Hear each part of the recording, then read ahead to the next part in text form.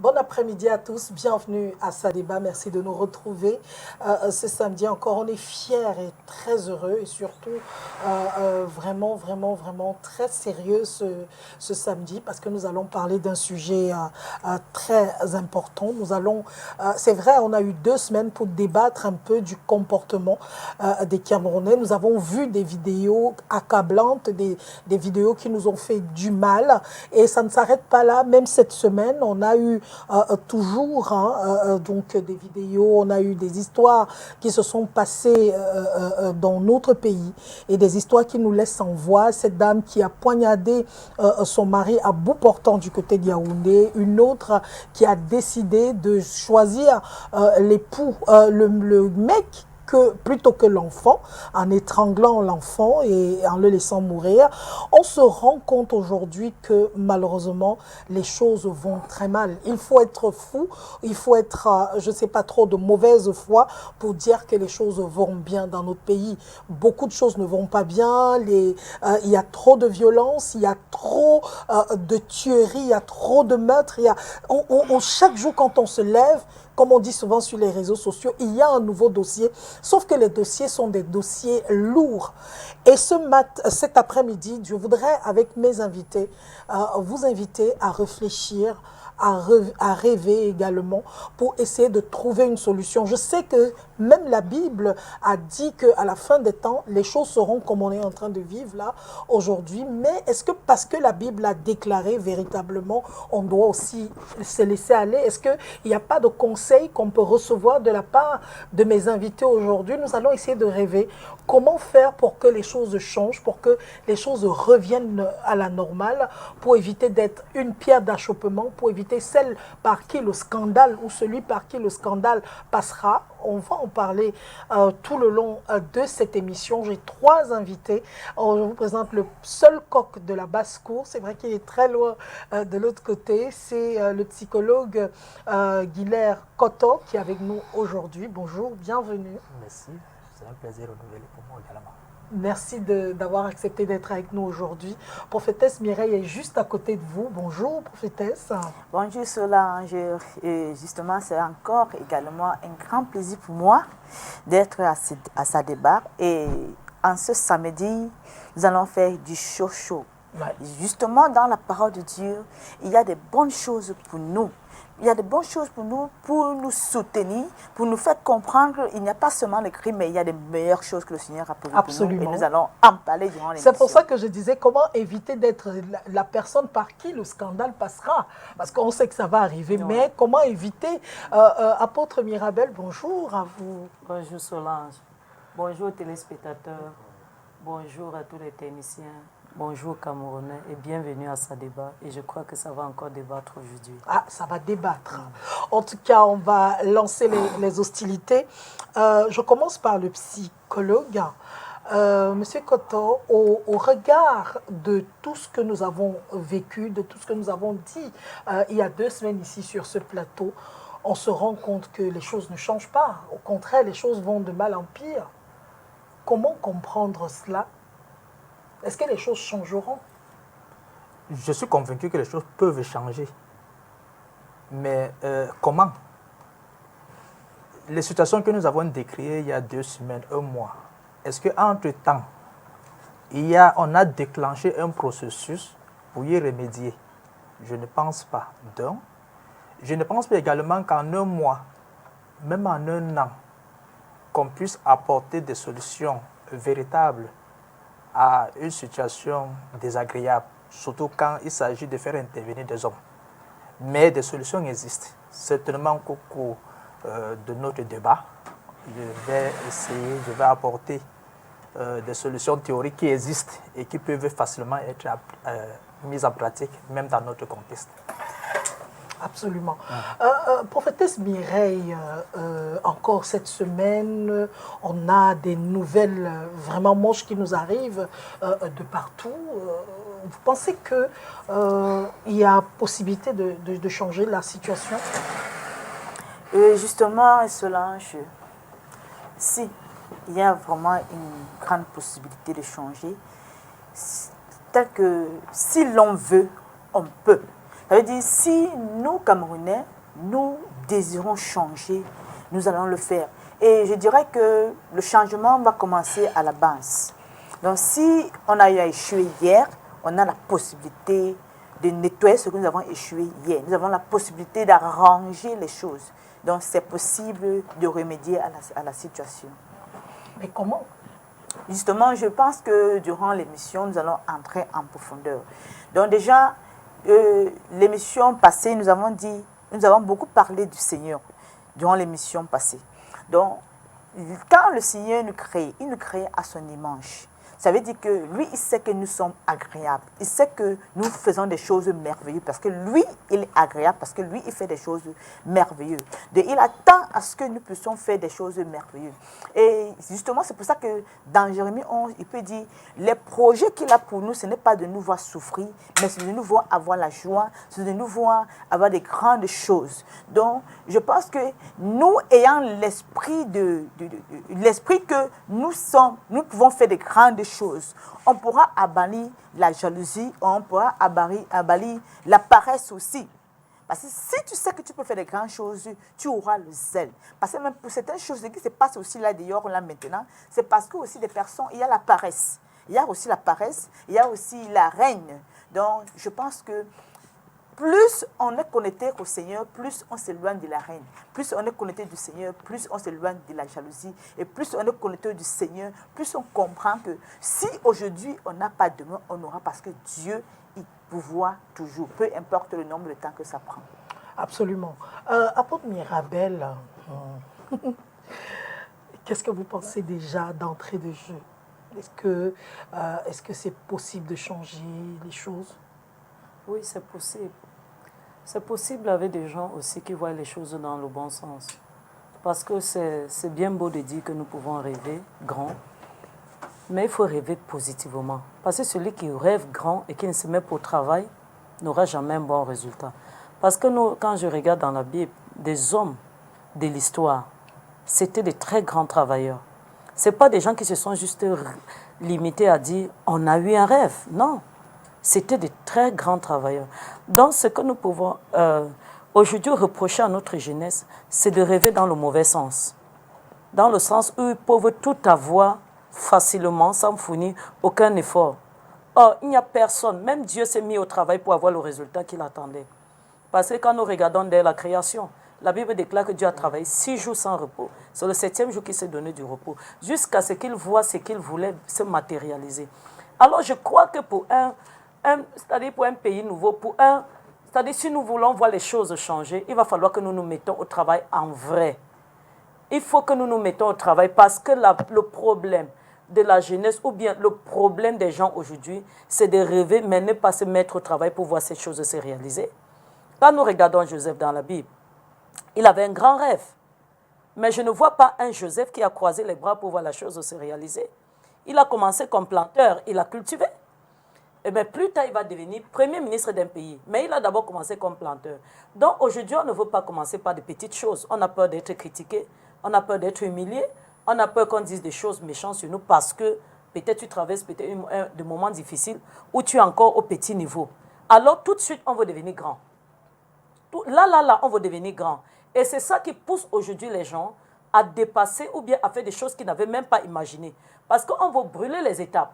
Je veux dire ceci, regarde bien les étapes que les grands ont suivies pour arriver là où ils sont arrivés. Ils ne se sont pas levés un matin pour devenir grands.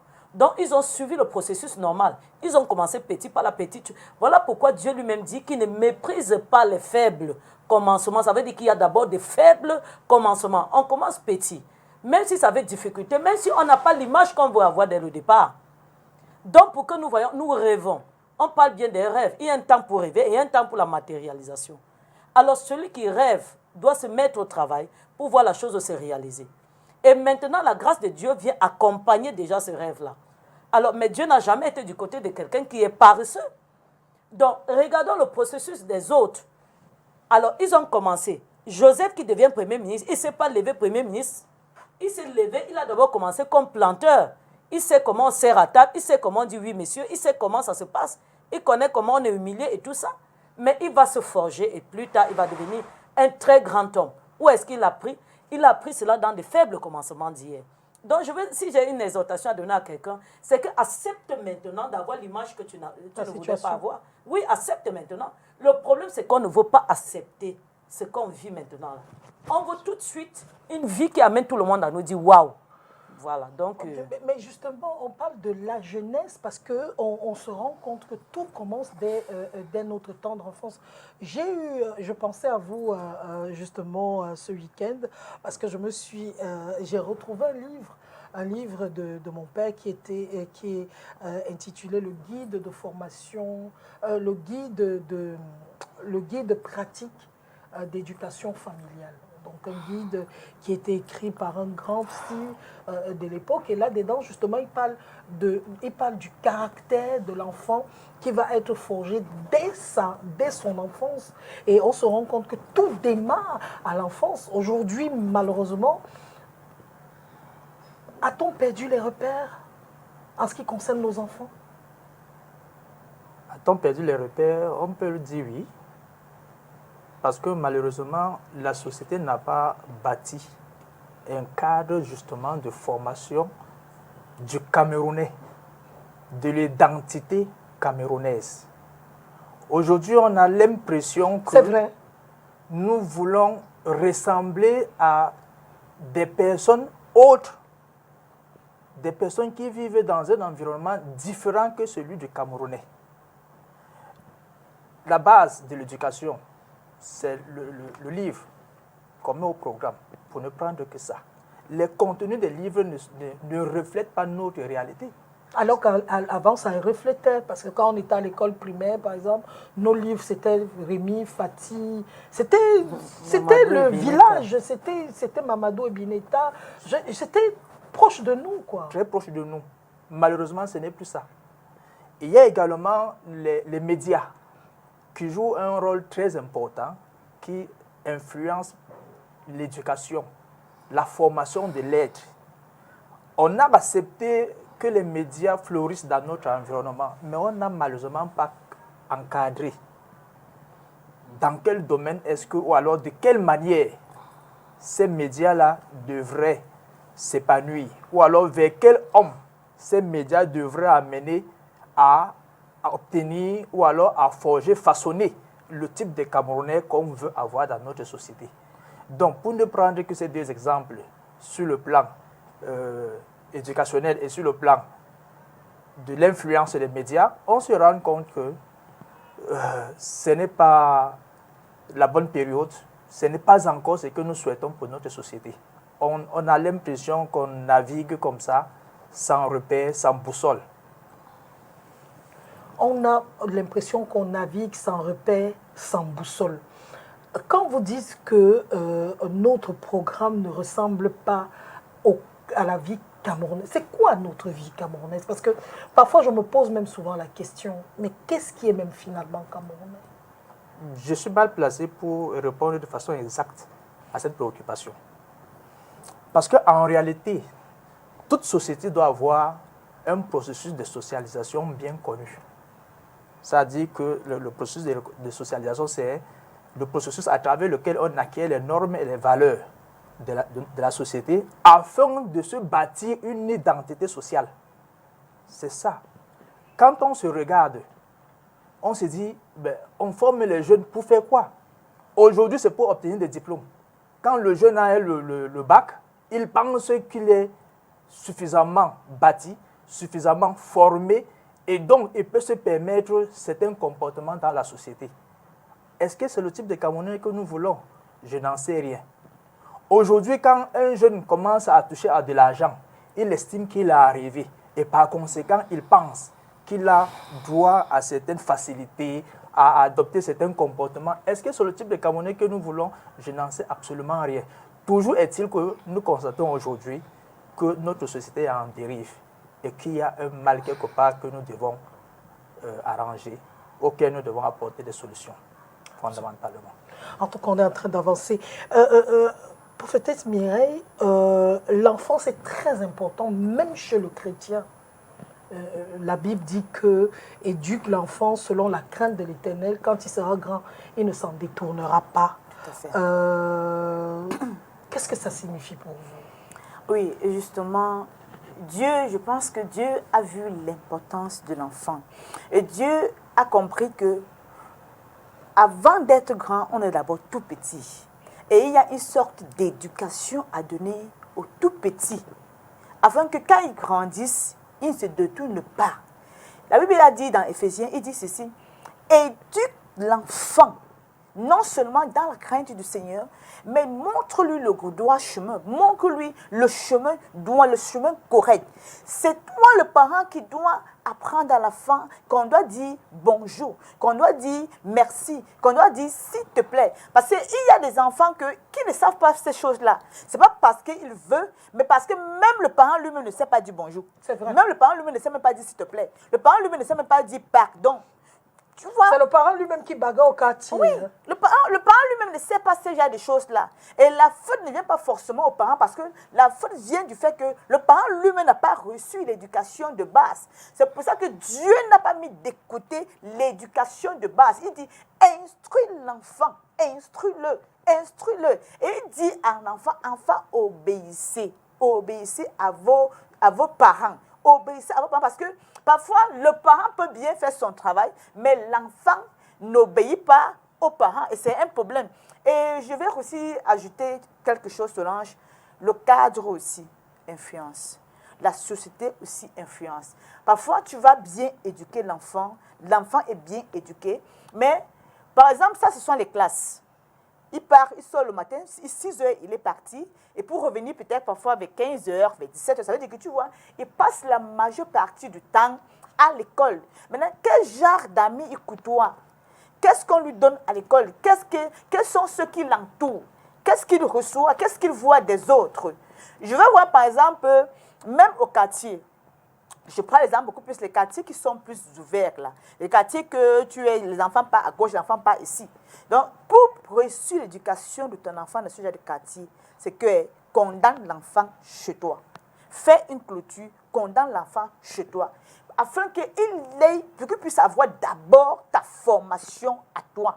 Qu'il puisse comprendre que quand tu lui dis A, il fait A. Quand tu lui dis B, il fait B. Mais si pendant que tu lui dis A, 2 minutes, il sort, il part chez le voisin. Il voit comment l'enfant du voisin répond aussi B à son parent. Tu vois? Et du coup, quand il va revenir à la maison, il aura tendance à vouloir faire la même chose. Je prends un simple exemple, même parfois, même pendant les vacances, et que tu reçois les enfants d'ailleurs qui n'ont pas eu une bonne éducation de base. Et que ces enfants-là, ils passent seulement 1 mois, même 2 semaines avec tes enfants. Dès qu'ils vont partir, tu as l'impression que ton enfant aura tendance à faire les mêmes choses qu'il a vues aux autres. Donc, je pense que même le cadre social influence sur les enfants. Donc, ce qui veut dire, si l'ensemble des Camerounais prennent la peine de bien éduquer leurs enfants, ça va influencer positivement sur l'ensemble des enfants camerounais.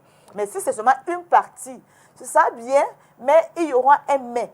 Le taux ne sera pas, le pourcentage ne sera pas élevé. Le pourcentage de l'éducation réussie ne sera pas élevé. Donc parfois, l'éducation de l'enfant est bien faite, mais c'est la société encore qui gâte.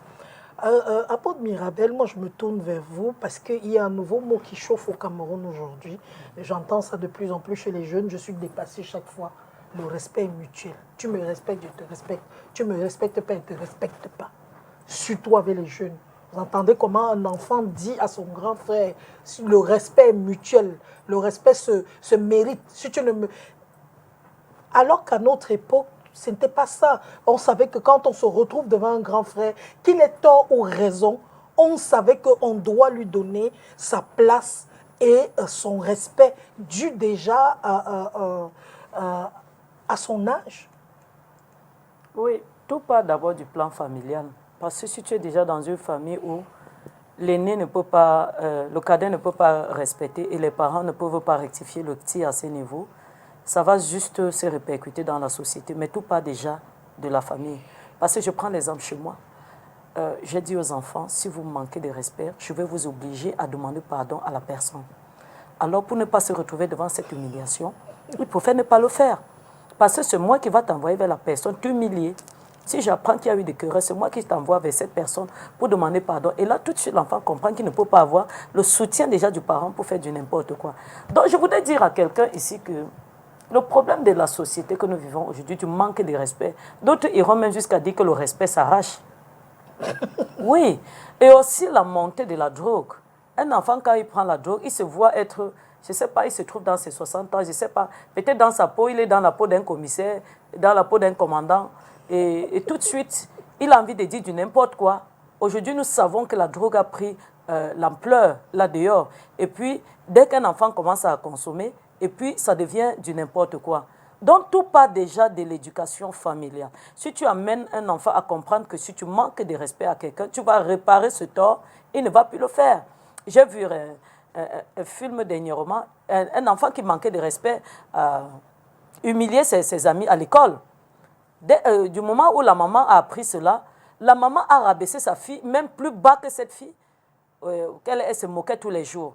Et cette fille est allée demander pardon avant que la maman a levé la sanction. Donc, tout part déjà de la famille. Parfois, même un enfant, quand il commence à insulter l'autre dehors, même quand le parent voit cela, il vient dire, on ne parle pas mal à mon enfant.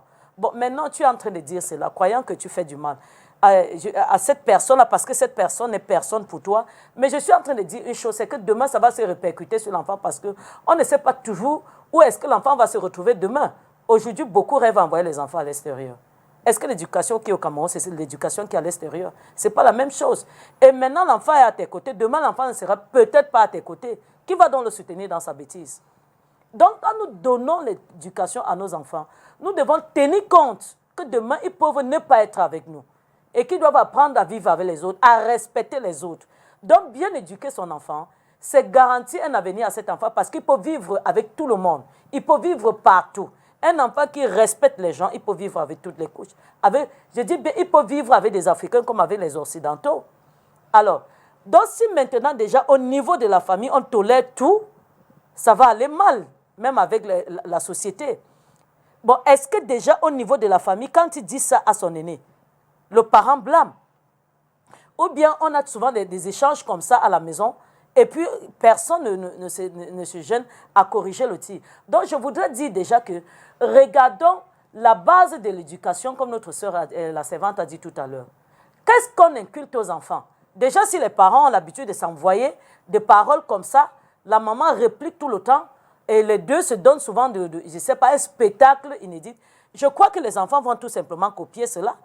Mais si les parents, déjà à leur niveau, se respectent mutuellement et qu'ils ont l'habitude de parler respectueusement aux autres, nos enfants copient terriblement de nous. Nous, les parents, déjà. Si nous avons déjà l'habitude de manquer... Je prends l'exemple de ce que j'ai vécu. J'ai vu une fille. Sa maman avait l'habitude de taper sa grand-mère. Elle, à son tour, a commencé aussi à taper sa grand-mère parce que c'est ce qu'elle a vu sa maman faire. Quand sa grand-mère, elle demande elle donne les ordres à sa grand-mère. Et quand la grand-mère se lève timidement, elle pousse d'abord la tête de la grand-mère et dit que mais quand on te parle, tu n'écoutes pas. Tu vois, c'est ce qu'elle a vu sa maman faire. Mais si elle avait vu sa mère rendre, c'est-à-dire respecter sa grand-mère, je crois qu'elle devait faire pareil. Nos enfants sont nos meilleurs élèves. Avant qu'on ne les envoie à l'école, eux, ils copient d'abord. La plus grande éducation, c'est l'éducation familiale. Voilà. Je suis choquée justement de ces témoignages. Monsieur Coton se rend compte que c'est grave, c'est très grave même. Cette histoire de respect mutuel où on ne respecte pas les aînés, où les aînés doivent faire... Parce que c'est à partir de là que tout se détruit. Psychologiquement, comment on explique ça? Non, disons que c'est une conséquence de la désorganisation sociale que nous vivons. C'est-à-dire que, en réalité, les sociétés sont bâties sur des familles. Et au sein des familles, on entretient ce qu'on appelle des relations primaires.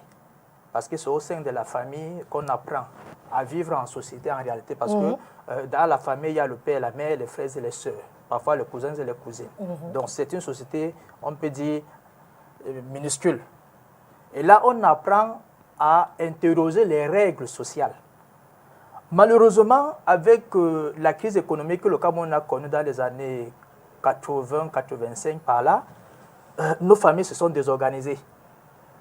Les parents courent après de l'argent, après le salaire, après les emplois, après le matériel, les parents n'ont plus eu comme priorité les membres de leur famille.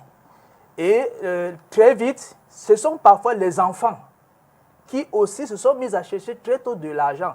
Et on s'est rendu compte que c'est comme si c'est celui qui a de l'argent qui a plus d'importance dans la société.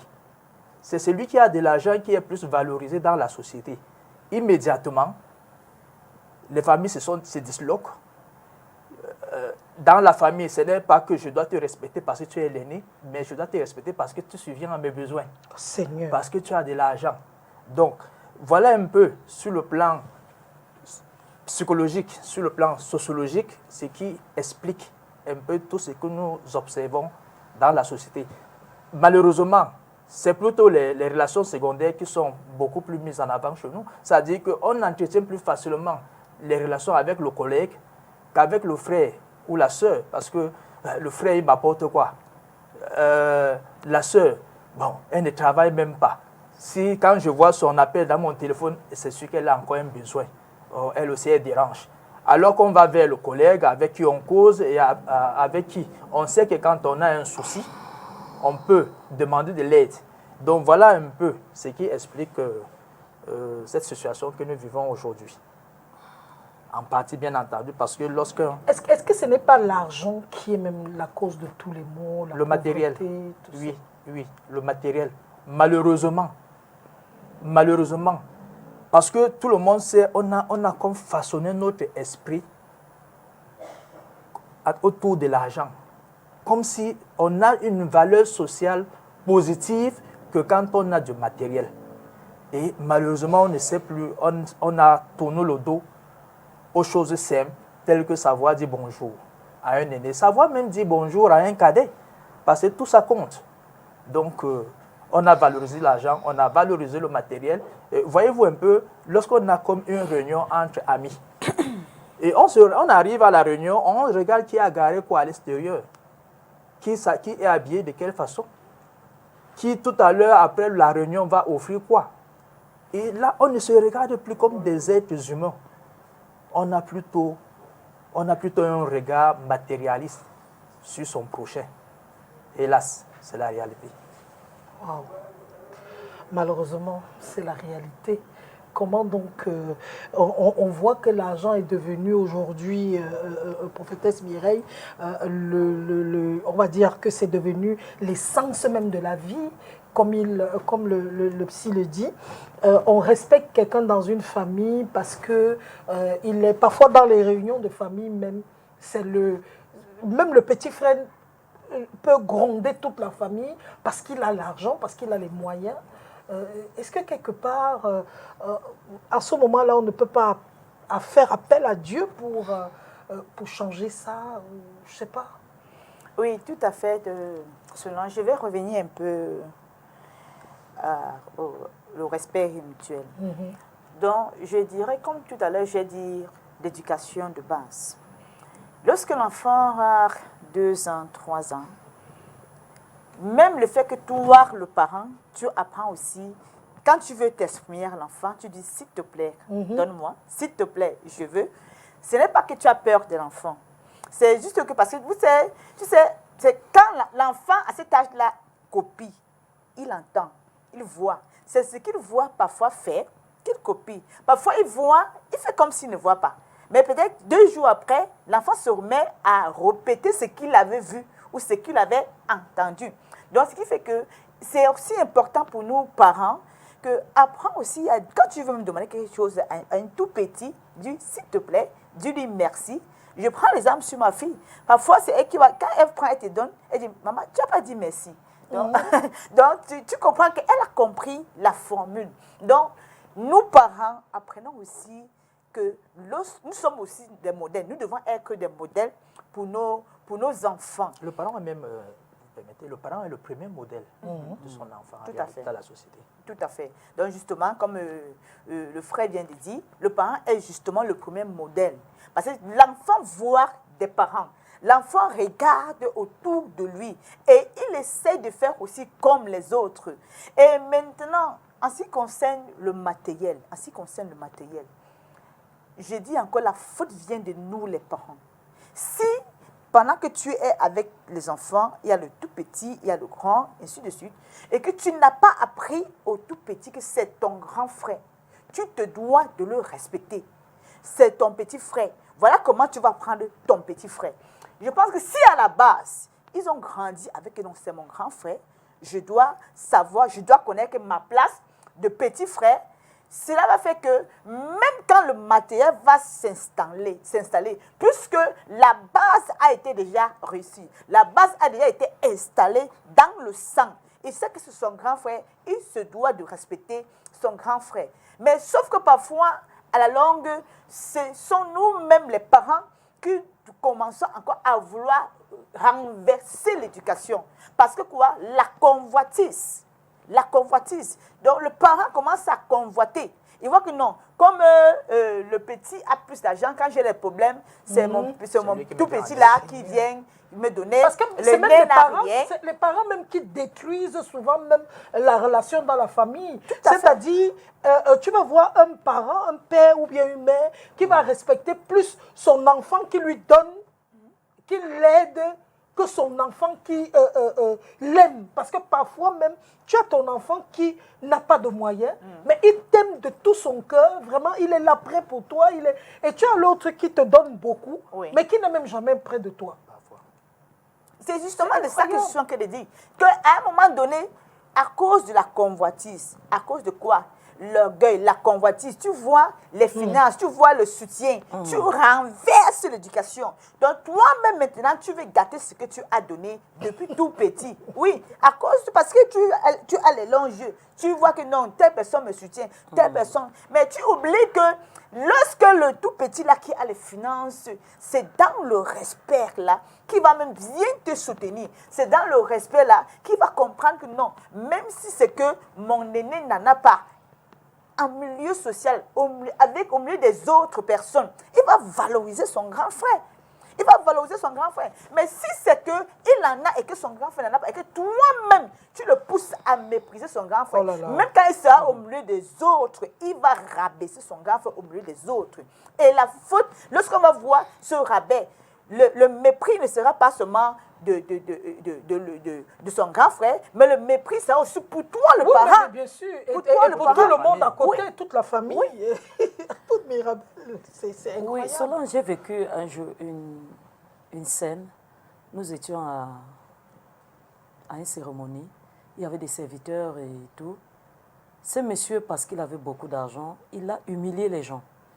Il vous appelle et puis il vous humilie parce que c'est un opérateur, c'est quelqu'un qui a ses sous. Alors, qu'est-ce qui s'est passé? Il y a des enfants des pauvres qui étaient servis dans les verres, les emplois jetés, les autres qui étaient servis dans les verres cassables, auxquels il insultait certaines personnes. Et quand il finissait, il dit, venez, il appelle même le pasteur de venir, il insulte le pasteur, il l'appelle de venir prier pour la nourriture avant qu'on mange. J'ai dit, mais où sommes-nous? Mais on finit de t'insulter, tu entres pour bénir la nourriture. Il y a l'argent derrière. Parce qu'après, on va ramasser des vieilles vestes, des vieilles chaussures, on va te donner quelques centimes. Et tu es prêt à rabaisser ton Dieu en le faisant. Alors, moi, je me suis relevée tout de suite avec mes enfants. J'ai dit, fichons le camp d'ici. Ce monsieur a l'habitude... Vous savez, la société est comme ça parce que chacun ne veut pas jouer son rôle. Ouais.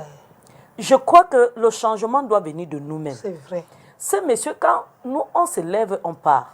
Il se tourne, il voit qu'il y a d'autres personnes qui sont parties.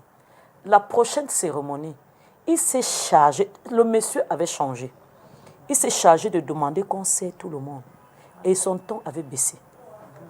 Je crois que pour ma part, pour que certaines personnes changent leur façon d'être, il va falloir qu'ils trouvent des personnes qui se privent un peu de certains avantages. C'est vrai. Pour s'acquérir un peu et pour rééduquer certaines personnes qui ont eu la mauvaise éducation. Parce qu'il y a des personnes qui ont besoin d'être rééduquées.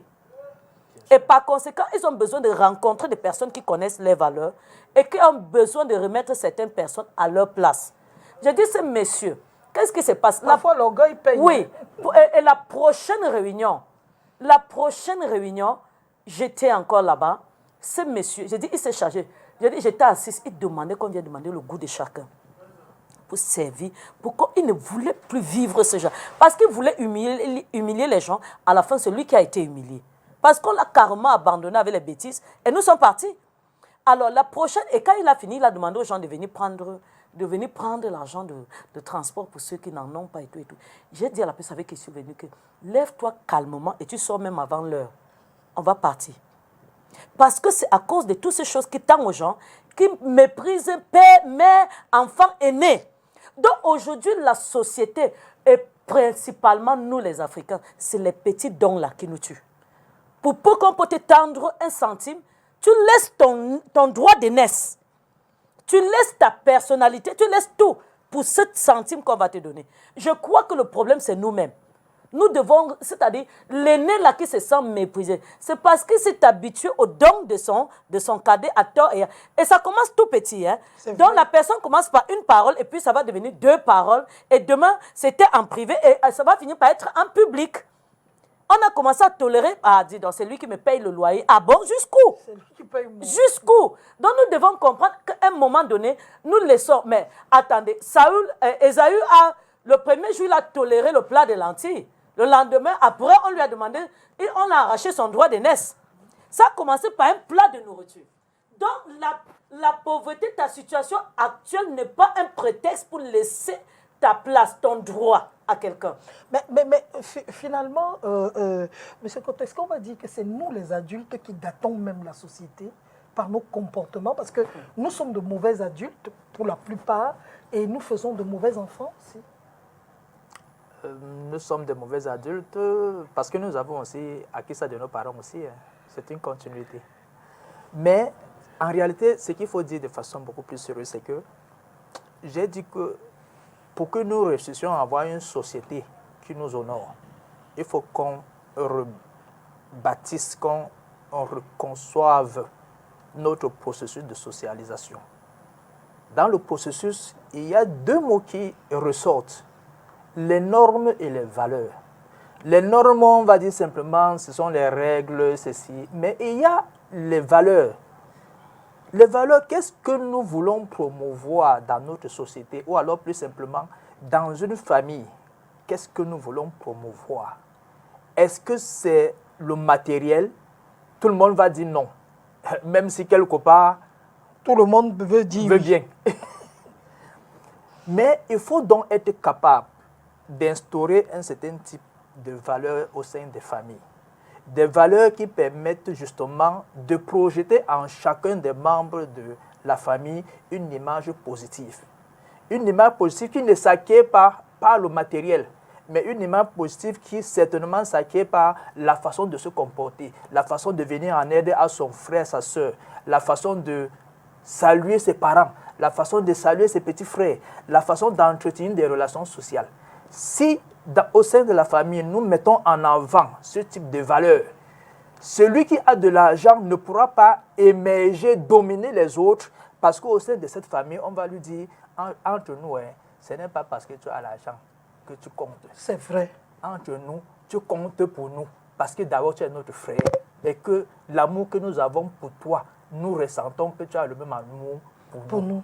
Et que quand quelqu'un a un besoin, nous le venons en aide. Toi, tu viens avec de l'argent parce que c'est ce que tu as. Mais moi, comme j'ai plus de temps, je viens en aide avec ma disponibilité. Et les parents doivent être capables de dire, tu as apporté de l'argent, l'autre a apporté de la disponibilité, vous êtes égaux. C'est comme ça. Et non pas que, parce que c'est celui qui a de l'argent qui doit être plus valorisé et que celui qui a mis sa disponibilité au service de tout le monde qui soit moins valorisé. Il faut savoir projeter en chacun membre de la famille une image positive. C'est bien beau ce que vous dites, c'est très beau même ce que vous dites, mais malheureusement, aujourd'hui, ce n'est pas ce qu'on vit. Je vous ai pris ici l'exemple, il y a 2 semaines, de ce monsieur qui arrive dans une boulangerie, qui gare sa voiture, il trouve tout le monde en rang, mais il veut traverser tout le monde parce que comme il a beaucoup d'argent, il ne veut pas se mettre en rang, il arrive, il ne sait pas saluer même la caissière ou bien le caissier, il est imbu de lui-même, il gronde tout le monde, il parle aux gens comme si c'était des animaux. Quand vous avez un père comme ça, comment est-ce que vous pouvez faire la différence? Quand on a un père comme ça, il a été façonné ainsi. Et malheureusement, Parfois, ils ne sont pas façonnés comme ça, c'est l'argent qui les façonne comme ça. oui, l'argent donne le zèle, c'est vrai. Mais c'est des choses que nous devons... Voyons un peu la chose de façon globale. On constate donc au Cameroun aujourd'hui qu'on a de plus en plus ce type d'individus dans notre société. Oui.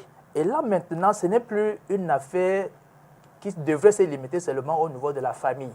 Il faudrait donc que l'État du Cameroun définisse ou revoie un peu le processus de socialisation des Camerounais.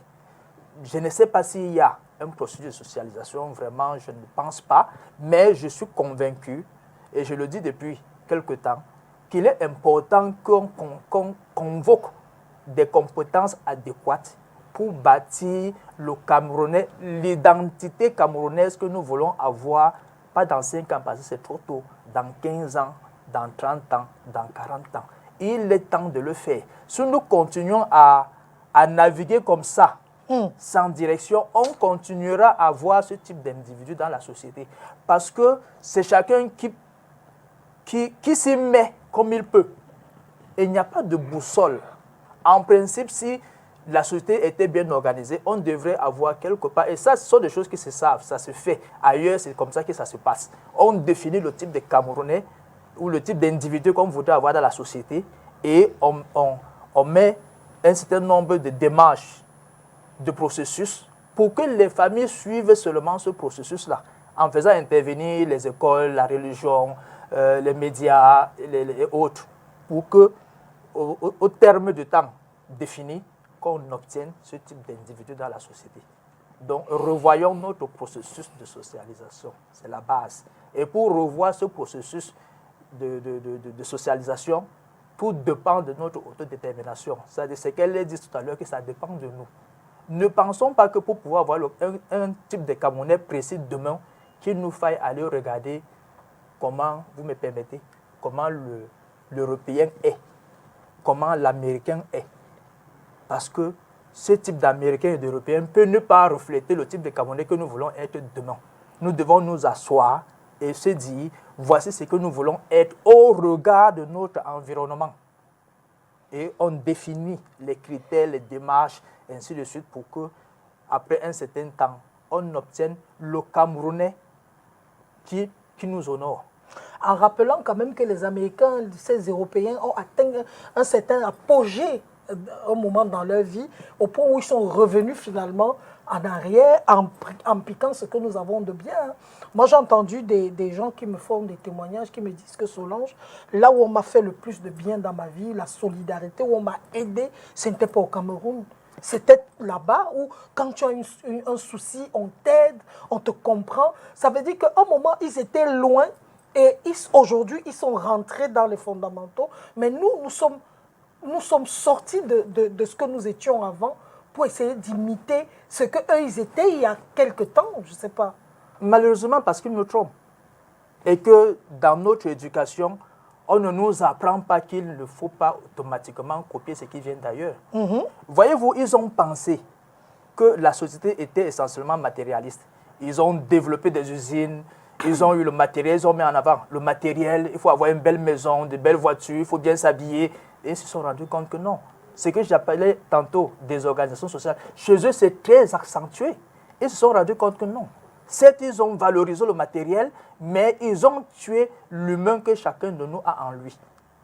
Et ils font un peu machine arrière. Aujourd'hui, ils rentrent Mais en nous arrière. sommes en train de vouloir faire les mêmes pas qu'eux, ils ont fait dans leur civilisation, sans nous rendre compte que non, il y a quelque chose certainement de bien dans leur processus de socialisation, mais que nous devons discerner, nous arrêter pour se dire, ne les copions pas Bêtement. automatiquement, essayons de voir ce que nous pouvons prendre de bien et on améliore cela pour que nous soyons aussi meilleurs. Je vais poser la question aux deux femmes d'église qui sont avec nous aujourd'hui. De plus en plus, apôtres et prophétesses, on se rend compte que même dans les réseaux sociaux aujourd'hui, quand on parle de Dieu dans les réseaux sociaux, c'est la moquerie. Hein? Donc, oh Dieu, oh, je connais un pasteur escroc, je connais un pasteur qui a fait, je connais un pasteur qui a violé, je connais un pasteur qui a fait ci, je connais un pasteur qui a machin, etc. Du coup, les gens disent qu'ils veulent rentrer à l'ancienne, à la tradition d'avant, c'est-à-dire les ancêtres, bref, tout ça c'est les choses des Blancs, ils sont venus nous mentir, ils sont venus nous tromper, etc. Oui, Solange, avant de répondre à cette préoccupation, je vais encore un peu revenir. Le fait que lorsque le petit est riche et il manque du respect à l'aîné, je vais faire comprendre quelque chose à quelqu'un, c'est que Dieu n'est pas faux. Dieu sait comment il fait ces choses. Parfois, il va aller dans une famille, il se rend compte que cette famille a des soucis, a des problèmes, et il faut quelqu'un qui doit soutenir la famille. Il bénit une personne. Sur le plan matériel. Il bénit une personne matériellement et financièrement pour que cette personne puisse soutenir les autres. Je prends le cas de Joseph. Lorsqu'on va dans Genèse 37, Genèse 38, et Genèse 39 également, on va voir Joseph, non seulement c'est vrai que ce sont ses frères l'ont vendu, croyant faire du mal, mais ils avaient oublié que c'était un projet de Dieu. Ils avaient oublié que Dieu voulait passer par là parce que Dieu voulait utiliser Joseph pour relever la famille. Donc, et maintenant, lorsque la famille s'est installée et que c'est en Égypte qu'il fallait venir récupérer de quoi manger, lorsque les frères de Joseph sont arrivés, Joseph a reconnu ses frères, mais les frères de Joseph ne l'ont pas reconnu en première vue. Mais Joseph étant déjà assis, ayant déjà de l'argent, et c'est lui qui donnait l'ordre que donnait à tel ceci, il n'a pas fait l'orgueil. Il n'a pas manqué du respect, mais plutôt, il avait plutôt un peu du chagrin. Malgré qu'il avait du chagrin, ça n'a pas poussé à insulter ses frères, ça n'a pas poussé à mépriser ses frères. Il était premier ministre, oui, quand même. Ça n'a pas poussé à insulter ses frères au milieu des autres.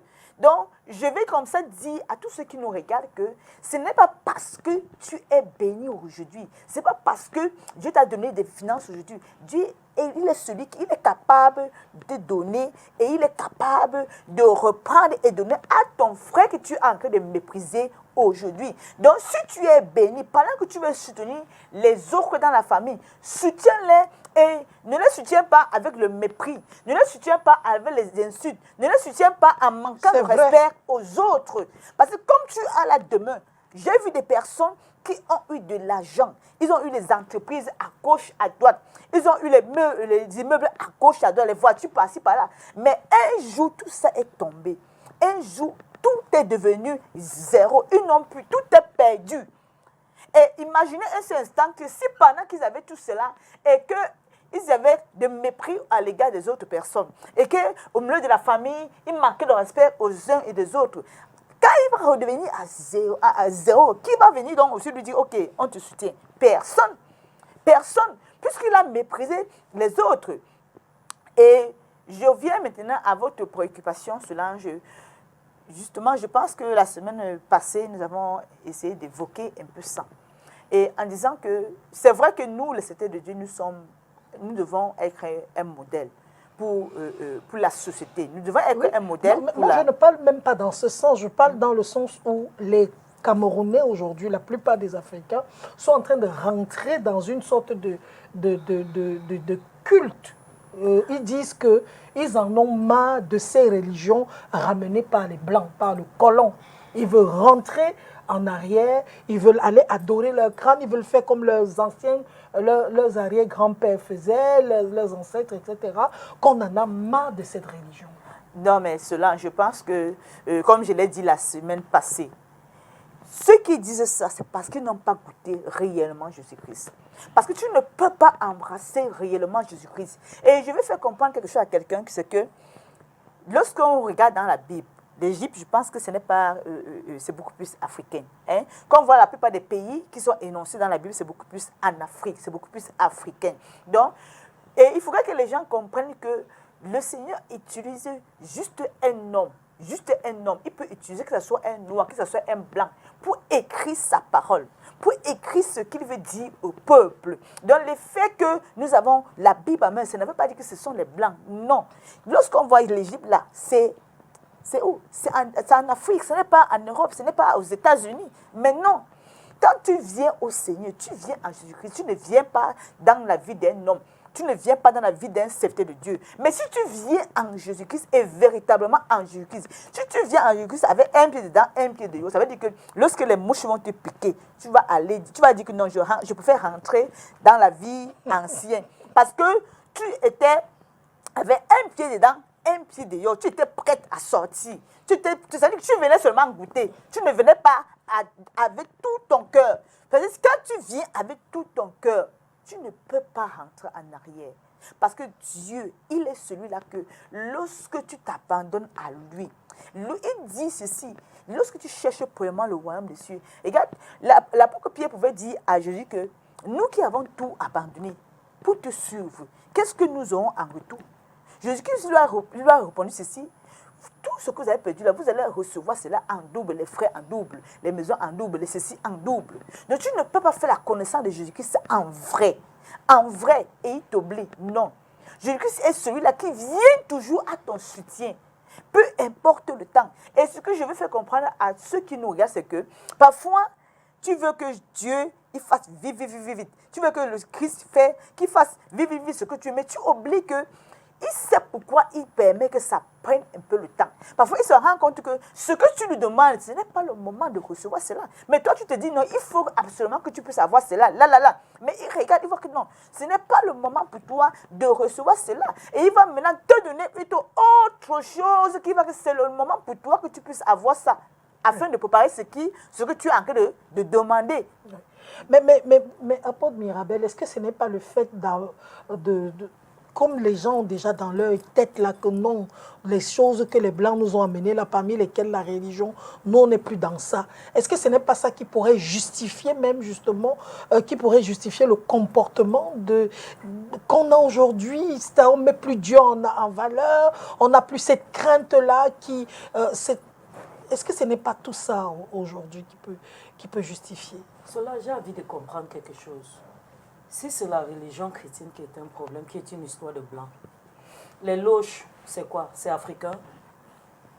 Est-ce que, si on veut rejeter tout ce qui est blanc, comme il le disait tantôt, toutes ces loges dans lesquelles les Africains sont, est-ce que ces loges sont africaines? Bon, parce que si ça ne concerne que la religion chrétienne, ça veut dire que c'est tout sauf ce qu'ils veulent nous présenter.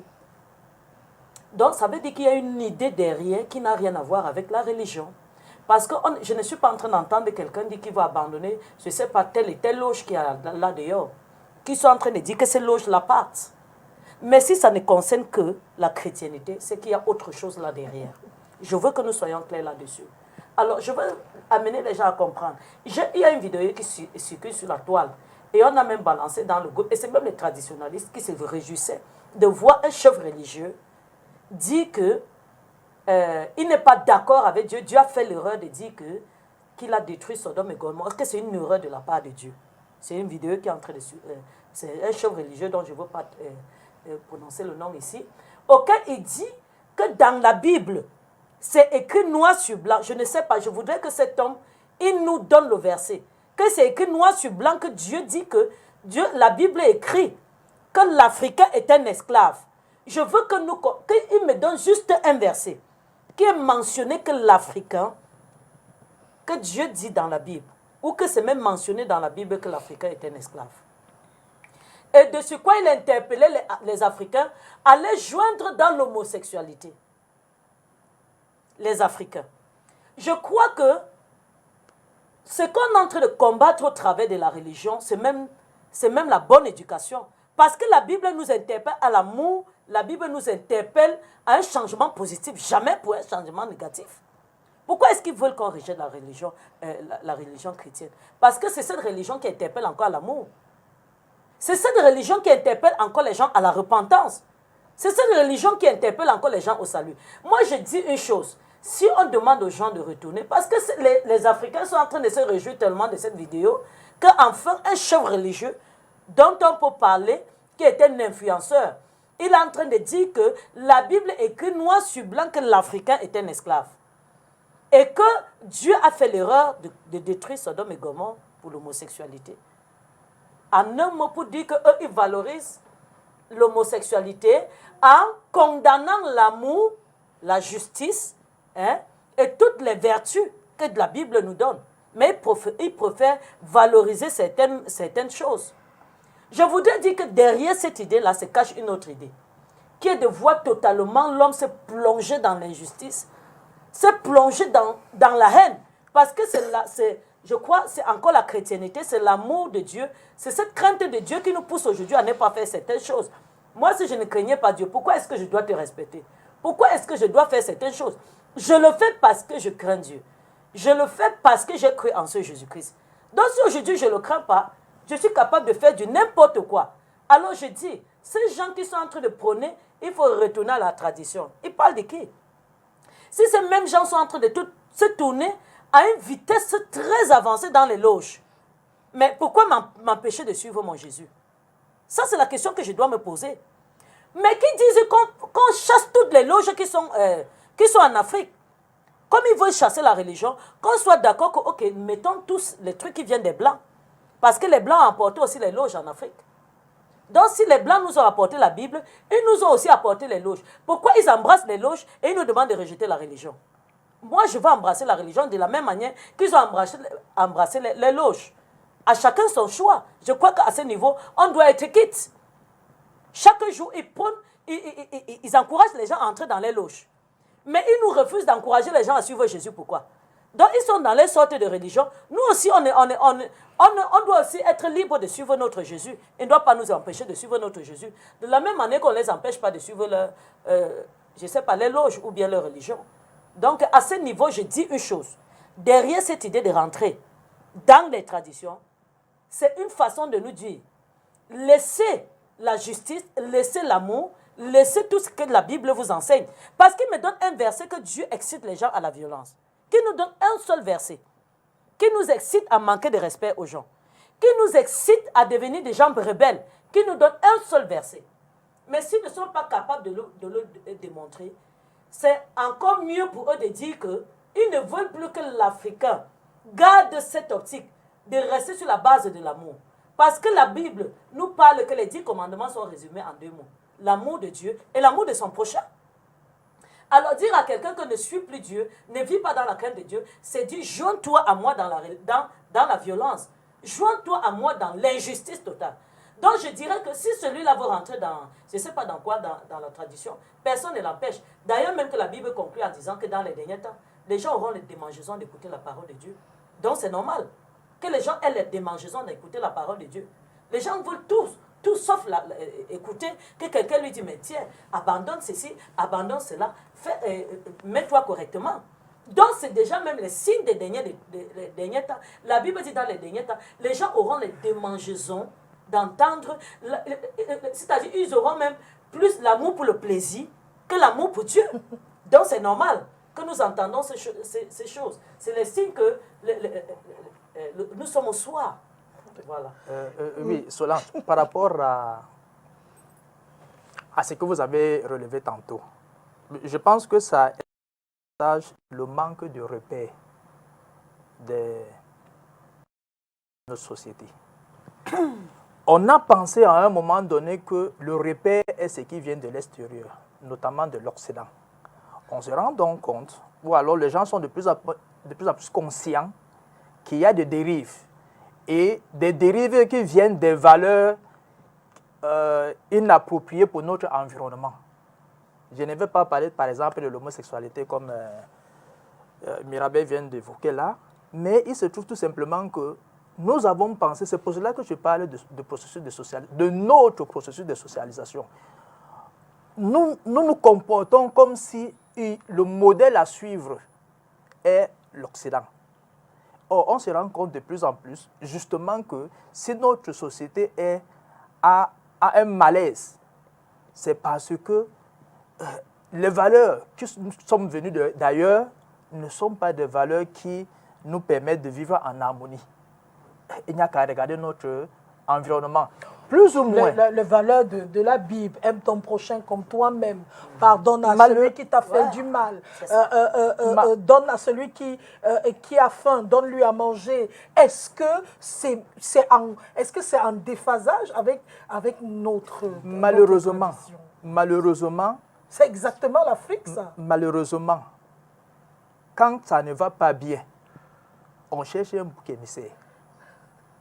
Et les gens pensent, parce que n'oublions pas que le premier canal d'éducation que nous avons reçu chez nous, venant d'ailleurs, a été la religion à travers la Bible. Moi, je ne suis pas en train de justifier. Je ne suis pas en train d'encourager. Je suis tout simplement en train de me dire que nous sommes de plus en plus en train de nous rendre compte qu'il y a un mal-être dans notre société et les esprits faibles cherchent facilement un bouc émissaire. Je ne les encourage pas, je ne sais pas si c'est fondé, mais c'est le processus psychologique normal. Quand ça ne va pas, on cherche vite. C'est-à-dire que même au village, quand les gens tombent beaucoup malades, on dit qu'il y a un sorcier quelque part. Moi ça me fait sourire, Monsieur Koto, tout simplement parce que lorsque vous regardez même l'idée première de la Bible, par exemple les 10 commandements, vous allez vous rendre compte que ça ressemble exactement. C'est ce qu'on nous apprend même au village. Tu ne mens pas, tu ne voles pas, tu ne fais pas ci, tu ne fais pas ça. En quoi est-ce que c'est en déphasage avec notre façon d'être de façon primitive, notre façon africaine? Selon moi, je voudrais aussi demander qui sont ceux qui ont, parce que c'est l'exemple qu'elle a pris, Mirabel a pris tout à l'heure, qui sont ceux qui ont, j'ai envie de dire, fait la promotion de l'homosexualité? Ou alors, dans quel milieu est-ce qu'on a commencé à avoir de gros scandales d'homosexualité? Il me semble que c'est justement dans le monde ou dans le monde religieux. Mais je dis cela n'explique pas le fond. Je dis bien cela n'explique pas le fond. Il se peut que ce soit les réactions des âmes faibles. Nous devons mener une réflexion profonde. Absolument. Nous devons mener une réflexion profonde. Oui. On tend vers la fin. J'aime beaucoup ce débat d'aujourd'hui. Je ne sais pas pourquoi, mais je suis tellement contente parce qu'on est vraiment en train d'aller en profondeur. Merci beaucoup avec le psychologue parce qu'on comprend mieux beaucoup de choses. Et grâce à votre... vous m'amenez vraiment à creuser au fond. Et je voudrais savoir aujourd'hui, quelle pourrait être la meilleure façon d'éduquer notre société aujourd'hui? La meilleure façon, je vais revenir sur le mot. Un, il faut reconcevoir notre processus de socialisation. Maintenant, pour cela, il faut les préalables. Nous devons savoir que cela dépend automatiquement d'abord de notre autodétermination. Inspirons-nous de l'extérieur, mais bâtissons notre propre individu. Deux, nous devons être capables de se dire que, ok, l'autodétermination, c'est bien, mais il faut y ajouter, j'ai envie de dire, une communication motivationnelle. Parce que l'autodétermination, c'est qu'il y a la motivation intrinsèque qui dépend de chacun, enfin de nous, de notre société. Il faut qu'on adopte une communication adéquate qui va renforcer notre autodétermination. Parce que si on procède beaucoup plus par le moral, la morale, c'est-à-dire qu'il faut reprocher aux gens, vous ne faites pas si bien, vous ne faites pas, ça ne va pas trop aider. Si on va avec la confrontation dans la société, ça ne va pas. Même en famille, quand on va beaucoup au choc avec l'enfant, ça n'aide pas trop. Quand on fait trop la morale aux enfants, ça n'aide pas trop. Donc, il faut donc cette base. Pourtant, nous, on a grandi, on nous a dit que l'Africain, c'est le coup de fouet. Aujourd'hui, on se rend compte que ce n'est pas ça. Malheureusement, l'une des choses africaines, si on veut rentrer en arrière, on disait que non, il faut taper. Qui le disait? La plupart des Africains. Non, ce sont les autres qui nous ont inculqué cela à travers l'esclavage. Pour nous amener à faire des travaux difficiles, eux, ils utilisaient le fouet. Et après refus, quand on acceptait la conclusion, c'était que l'Africain aime le fouet. Mais est-ce que c'est fondé? Je ne pense pas. Je ne pense pas. Donc, autodétermination, communication motivationnelle, maintenant on utilise, moi j'aime bien la psychologie, et il y a du bon là-dedans. Ils ont fait des travaux magnifiques. Nous pouvons les implémenter également dans nos sociétés. C'est possible. Il y a des théories qui permettent d'apporter un changement de comportement dans les sociétés. C'est très possible. Comment changer? Comment amener les gens aujourd'hui? La question, c'est à vous deux. Hein. Comment est-ce qu'on peut changer des choses? Moi, avant que vous ne répondiez, moi, je vais vous dire une chose aussi, monsieur le psy, c'est qu'on n'est pas obligé de faire tous pareil. Bien sûr. Moi, ce n'est pas la société camerounaise qui gère mon éducation. Hein. Je vous promets. Mon éducation, je l'ai eue de mon père, qu'il a eu de la parole de Dieu, parce que j'ai la chance d'avoir un papa pasteur, et j'évite de faire comme tout le monde fait. C'est-à-dire, dans ce qui est, je prends ce qui est bien. Ce qui n'est pas bien, je ne prends pas.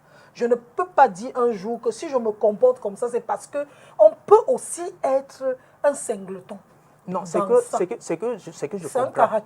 je comprends dans ce que vous dites, c'est que vous avez une forte capacité de discernement. De discernement. C'est une valeur. Oui. C'est pour cela que je parle de valeur. C'est un mot, il est simple, mais qui a beaucoup de contenu. Oui, c'est-à-dire, parce que beaucoup de gens disent, non, comme tout le monde fait, je fais.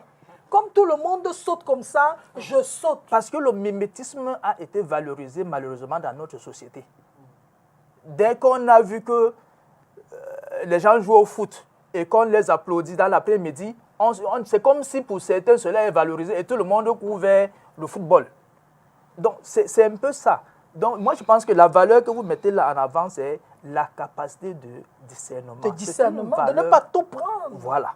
Je connais un homme de Dieu qui expliquait, qui disait un jour en pleine église, il disait, lorsque vous allez dans une église par exemple, et que vous écoutez la parole de Dieu, faites comme si vous étiez en train de manger une tarte. Une tarte, par exemple, une tarte au raisin. Donc, un moment, dans la tarte au raisin, on a mis les raisins. À un moment, il y a les graines, il y a le noyau. Quand vous allez trouver le noyau, vous n'allez pas jeter toute la tarte parce que vous avez trouvé le noyau. Vous allez jeter le noyau et vous allez continuer à manger votre tarte. Ce qui est mangeable. Oui, donc ça veut dire qu'on peut être dans cette société, on prend ce qui est bon et on rejette ce qui est mauvais. Ça dépend de nous tous. C'est pour cela qu'il faut donc arriver, il faut déclencher un processus pour développer au maximum de Camerounais une forte capacité de discernement. De discernement. Oui. Ne pas se dire que parce qu'on voit quelqu'un qui, je n'aime pas trop cette expression, qui excelle dans l'homosexualité et qu'on commence à promouvoir. Au point où il y en a qui te disent, si tu veux aller en Europe, sois homosexuel, parce que là, tu obtiens facilement le kaolo. Je dis, mais incroyable. C'est vrai. Oui, cela, je disais que la solution, c'est vrai quand je vais dire suivre Jésus, les gens qui me regardent vont dire que tu es pasteur, c'est tout ce que tu peux dire.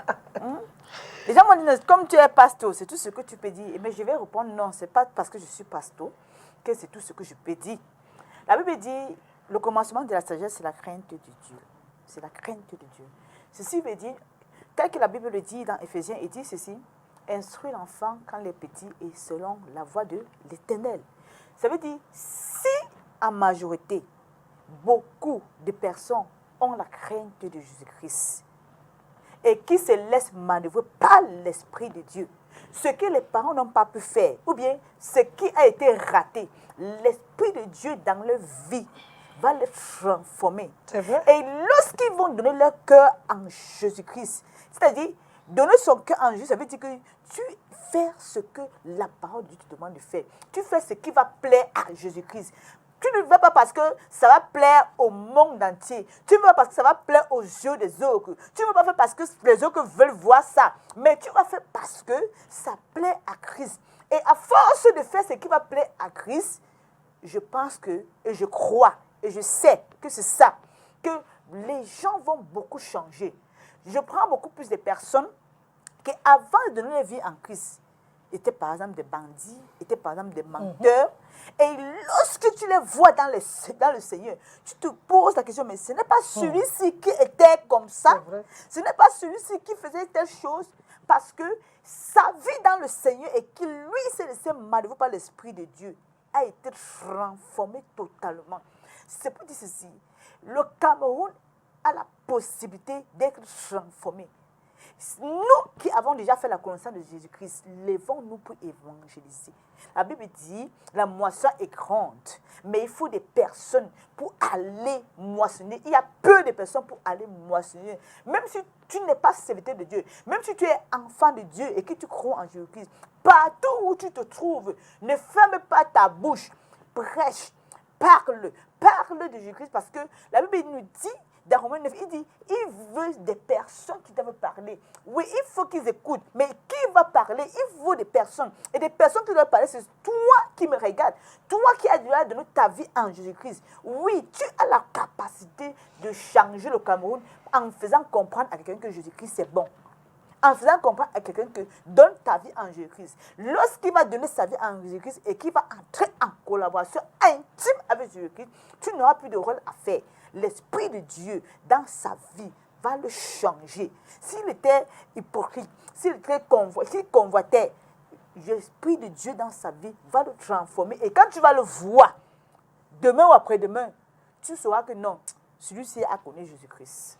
Mais il y a des gens qui vont nous regarder aujourd'hui, ils vont dire, il y a des musulmans qui nous regardent, et ils vont vous dire que, attendez, il y a d'autres religions, il n'y a pas que Jésus-Christ. Apôtre Mirabel.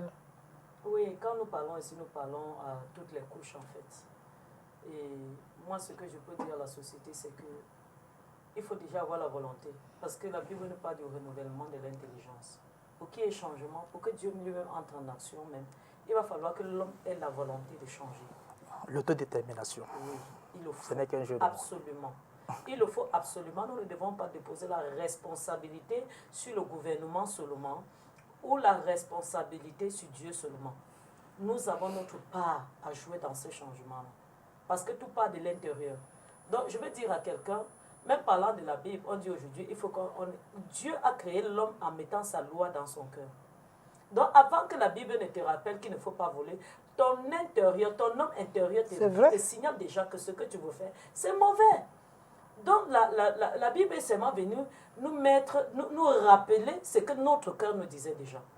Parce que même un enfant qui ne sait pas encore lire, mais dès qu'il fait quelque chose qui est mauvais, il se saute lui-même. Tu vois, il prend panique parce que lui-même, il vient de réaliser qu'il a fait quelque chose. Il n'est pas chrétien, il n'est pas musulman. Mais déjà, la loi que Dieu a mis dans son cœur l'amène déjà à comprendre qu'il vient de mal agir. Donc, je veux prendre la conversion, la vie en Christ. Ce n'est pas comme si c'est juste une histoire de blanc. Mais Dieu a créé l'être humain en mettant sa loi dans son cœur. Donc, mais il y a des gens qui n'ont malheureusement plus d'âme. Non, mais c'est-à-dire, quand quelqu'un prend le couteau, coupe quelqu'un comme ça. Selon, c'est un processus. Je veux nous amener à comprendre une chose. Une famille où on est né dans la violence. Cela ne vient pas nous. C'est-à-dire, ce meurtre, ce n'est que le résultat de quelque chose. C'est ce qui est visible. Oui, c'est ce qui est visible. Mais cela vient de... j'ai un cas, je connais quelqu'un qui vole tellement, il vole même pour le plaisir. Mais il y a des familles il vole, oui, il vole pour le plaisir parce qu'il n'a ni faim, il n'a pas besoin il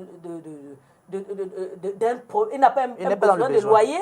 Il vole pour le plaisir. Pourquoi? Parce que dès le départ, on n'a pas amené ce garçon à comprendre que c'est mauvais. Donc, dès le départ, on l'a éduqué avec ça, avec ce vol en lui.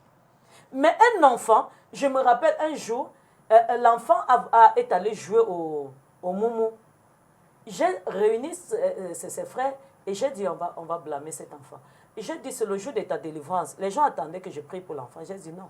Et j'ai blâmé sérieusement l'enfant en lui disant de répéter plusieurs fois, je ne vais plus jamais jouer au bali-bali. Alors, l'enfant, à force de répéter, a compris. Et j'ai dit, ce que tu mets là-bas, c'est ce que tu peux t'acheter. Bon, suppose que ce que tu devais manger, tu as mis au bali-bali et tu n'auras plus. Alors, rien que la famine l'a sanctionné. Tout part de là. Alors, nous devons comprendre une chose. On combat aujourd'hui la religion, on combat ceci. Si la société veut changer, ça vient d'abord de façon individuelle. Il faut d'abord qu'il y ait la volonté de changer. Je ne vole pas parce que je n'ai pas trouvé un porte-monnaie négligé. Mais j'avais le choix de prendre ou de ne pas prendre. Beaucoup de gens ont de... Il y a des personnes même qui sont dans la rue, mais qui sortent des maisons chics, des familles riches. Ils aiment ça. Ils aiment ce qu'ils font. Alors, donc ne mettons pas seulement la responsabilité sur le gouvernement ou sur Dieu. D'autres diront que Dieu n'a pas... c'est Dieu qui ne m'a pas béni avant que... Non, je dis non. Il y a des pauvres qui ne volent pas. Ouais. Il y a des pauvres qui ne se prostituent pas. Bien sûr. Mais par contre, tu vas trouver des riches qui volent. Oui. Et quelqu'un bien habillé qui entre... Et il y a des pauvres qui sont bien éduqués. Mais je me rappelle d'un jour... Il y a des pauvres bien éduqués. Je me rappelle un jour, une femme véhiculée, après, ma fille a amené dans un supermarché, l'a enseigné comment voler montrer comment les tactiques pour voler dans un supermarché. Oui. Elle était véhiculée. En le montrant que si tu me vois avec mon véhicule, c'est grâce à ce que je t'ai dit de faire. Tu comprends donc, le problème de cette dame-là n'était pas la famine, mais c'est juste des exploits dans le vol. Comment réussir à détourner la chose d'autrui, juste comme ça pour le plaisir de le faire. Dans le changement vient, c'est-à-dire vient individuel, et c'est un changement individuel. Nous devons le comprendre. Donc ne mettons pas la totale, c'est-à-dire la responsabilité seulement sur le gouvernement et Dieu. Et Dieu. Le problème aussi, c'est nous-mêmes. Nous devons avoir le désir de sortir de là. C'est là où Dieu lui-même vient en action. Je vais profiter pour raconter une petite anecdote, toujours de cet homme de Dieu dont je parle. Il s'appelle William Marion Branham, qui racontait une histoire de deux couples qu'il connaissait, un couple de riches et un couple de pauvres. Il dit qu'il est allé un jour chez le couple de riches. Quand il arrive, avant d'arriver, il entendait il y a le bruit. Donc ils étaient en train de s'engueuler. Et lorsqu'il est arrivé dans la maison, une très belle maison, ils ont des moyens incroyables. Dès qu'il est arrivé dans la maison, ils ont fait l'hypocrisie. Chacun était calme. Oh bébé, oh chérie. Parce que comme l'homme de Dieu est entré chez eux. Oui. Et il dit que quand il est arrivé, il a su qu'il n'y avait pas le bonheur. Il voyait ça dans les yeux. Malgré l'argent qu'ils avaient, etc. Et ils ont fait semblant, bref. Et puis il est parti. Quand il arrive chez le pauvre, chez le couple pauvre, où ils n'ont même pas une chaise. Il arrive, il s'assoit dehors et il dit qu'il a admiré ce couple. Il s'est dit, Seigneur, oh mon Dieu, qu'est-ce que c'est beau. C'est le mari qui était en train de dire à sa femme, bébé, demain, avec ma paye que je vais avoir, je vais t'offrir enfin la paire de chaussures, la robe que tu avais désirée au marché. Je vais aller t'acheter cette robe. Elle lui dit que non, ne fais pas ça. Je peux encore me débrouiller avec les vieilles, avec le peu que j'ai ici. Au regard de nos besoins, nous ne donnons pas ce marché. Ce n'est pas ça qui est important. Il dit que non, bébé, je vais te faire plaisir. Il dit que non, ce n'est pas ça que je veux. Laisse. Le mari dit, j'insiste, je vais t'offrir ça. Depuis que nous sommes mariés, je ne t'ai jamais rien offert. Il dit que quand il est entré dans ce foyer, il y avait la paix. La paix planait. Parce que beaucoup de gens pensent aujourd'hui que les enfants mal élevés sont forcément les enfants de pauvres. Pas du tout. Il y a beaucoup d'enfants de riches, super mal élevés, à un point et accompagnés de leurs parents. Et il y a des enfants très bien élevés, avec la crainte de Dieu, qui sortent des quartiers difficiles. Tout à fait. Voilà. C'était juste une petite parenthèse. C'est fondé. Oui, c'était important que je revienne. On va faire un dernier tour de table parce que bientôt on sera à la fin de l'émission. Je voulais justement qu'on parle de l'autodétermination, c'est-à-dire, peut-être ça va faire l'objet d'un autre débat, mais si j'ai eu un père qui ne m'a pas donné une bonne éducation, une mère qui ne m'ont pas donné une bonne éducation, et que j'ai découvert que je pouvais avoir autre chose que ce qu'ils m'ont donné, est-ce que c'est possible de changer ce que j'ai acquis, mes préacquis de l'enfance? Est-ce que je peux les changer en grandissant? Alors, l'autodétermination est basée sur 3 éléments. La préservation de son estime de soi, l'atteinte de ses objectifs. C'est-à-dire que je me suis fixé un objectif dans la vie et il faut que j'atteigne cet objectif-là. Je dois préserver mon estime de soi, c'est-à-dire que je dois avoir une image sociale positive.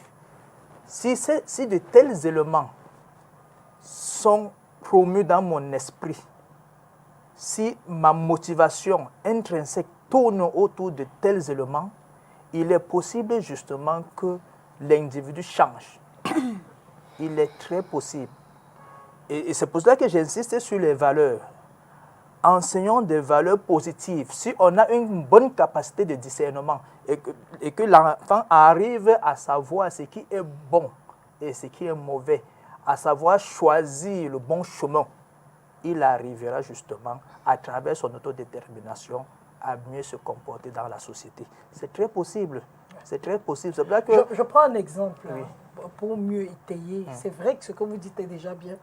Une jeune fille qui a grandi au Cameroun, qui a vécu ici dans un univers un peu bizarre, difficile. qui un jour se retrouve aimée par un prince, disons-le, dans un autre pays. Oui. C'est Une personne riche. Oui, ou un prince. Je prends un prince parce que c'est là-bas où il y a des manières, il y a des façons, de la noblesse, il y a des façons d'être, des façons de s'asseoir, des façons de parler, etc. Est-ce que, en s'y mettant personnellement, elle peut atteindre le niveau, est-ce qu'elle peut s'auto-éduquer parce qu'elle veut, parce qu'elle a la volonté? Si les nouveaux comportements qui sont promus dans ce nouvel environnement garantissent son estime de soi, elle va fournir des efforts. Oui. C'est possible. C'est-à-dire que si elle se dit que voici mon nouvel environnement, pour que j'ai une image sociale positive, il faille que je fasse ça. Même si je sors de... Même si je sors de... Moi, je vais nommer quelqu'un simple, c'est quelqu'un que nous connaissons tous, Eto'o-fils. Oui. Eto'o-fils n'est nullement complexé, nullement, il me semble, je ne le connais pas personnellement, mais quand on voit Eto'o-fils se comporter, on n'a pas l'impression qu'il se dit « je viens de Newbel où je n'étais rien, je n'ai pas fait des études, il y a des choses que je ne dois pas, il y a des choses vers lesquelles je ne dois pas aller, ou alors il y a des milieux que je dois éviter. » Non, il me semble qu'il est relax dans son comportement, il se laisse aller. Parce qu'il a beaucoup appris aussi. Bien sûr. Son autodétermination a payé parce que justement, il avait un objectif dans la vie et il est en train d'atteindre ses objectifs. Absolument. Donc je pense, pour revenir à l'exemple évoqué, cette jeune fille qui arrive dans le nouvel environnement peut bien modifier son comportement. Si les nouvelles valeurs qui sont promues dans ce milieu ne lui sont pas désagréables, parce que ça aussi c'est très important. C'est-à-dire que si ce qu'on l'amène à faire, elle ne se sent pas mal à l'aise, elle va adopter ce comportement-là. On lui apprend le respect, oui, l'individu alors qu'elle n'avait pas ça ici. C'était le genre bagarre tous les jours. L'individu s'adapte. Nous avons cette capacité. C'est pour cela que moi j'insiste qu'il est possible. Il est possible. Ne nous disons pas que 30 ans c'est loin. Et pourtant nous sommes en train de vivre 30 ans. C'est vrai. Donc, définissons, arrêtons-nous un instant. Définissons le type de Camerounais que nous voulons avoir dans 30 ans et utilisons la religion, les médias, les réseaux sociaux, l'école, ainsi de suite, pour concourir à obtenir ce type de Camerounais. Absolument. On va faire un dernier tour de table. Prophétesse Mireille, qu'est-ce qu'on va retenir aujourd'hui? Est-ce que c'est possible de changer les mentalités? Oui, tout à fait. Et que faut-il faire en conclusion? Oui, déjà, c'est vrai que j'ai parlé tout à l'heure de Christ, de donner déjà sa vie en Christ. Et je vais revenir un peu à ce que mon frère vient de dire.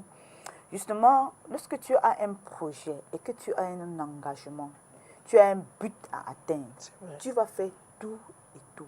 C'est-à-dire, si tu as en toi un manquement pour pouvoir mettre sur pied ce projet, ou pour pouvoir voir ce but être arrivé.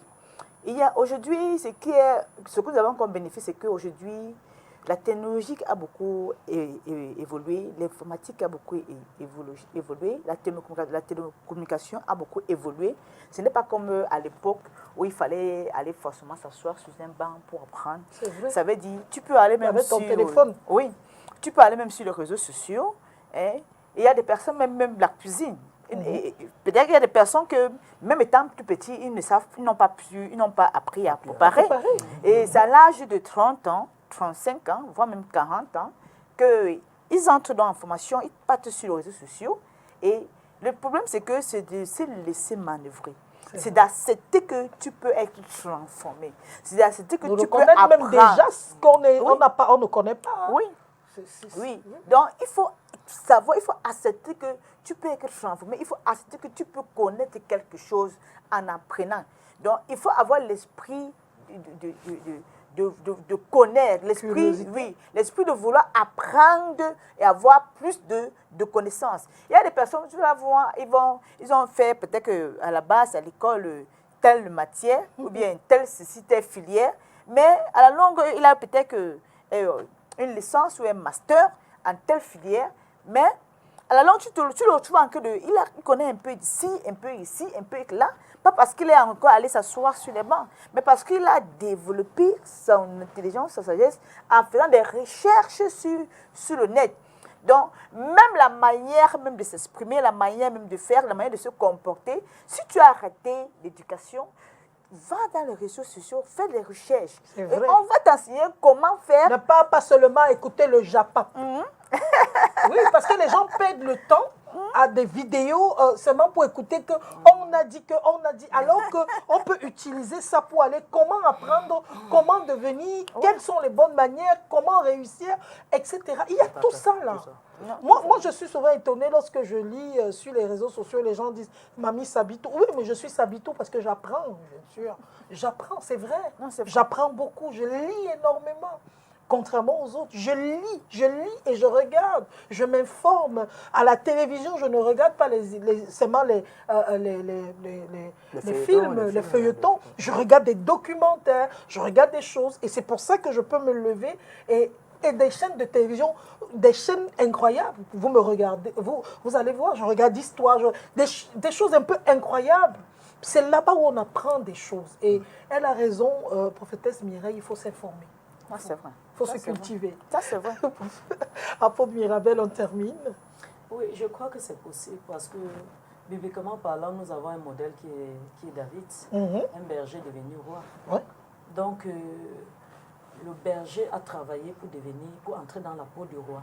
Il est devenu un roi accompli. Il a accepté d'apprendre parce qu'auprès de Jonathan, il pouvait apprendre comment se tenir à table. Oui. Donc, parfois, nous devons accepter les critiques pour changer. D'autres n'apprennent pas parce qu'ils ne veulent pas les critiques, qu'on les dise qu'ils ne savent pas le faire. Pourtant, c'est une occasion pour nous d'apprendre.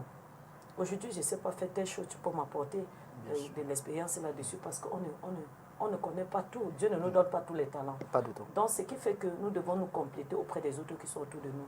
Donc, celui qui refuse les critiques ne peut pas avancer.